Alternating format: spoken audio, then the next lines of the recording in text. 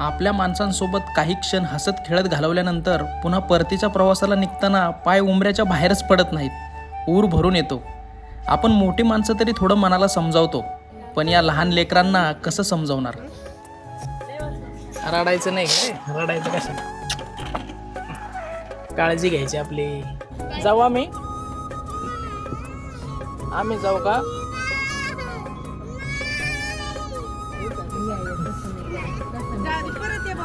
परत यायचं बाबू आपल्याला. अरे देवा कशी करते. चल बेटा चल चल. परत येऊ आपण परत येऊ. आजी येणार आहे परत. आजी येणार आहे परत. आजी येणार आहे. परत येणार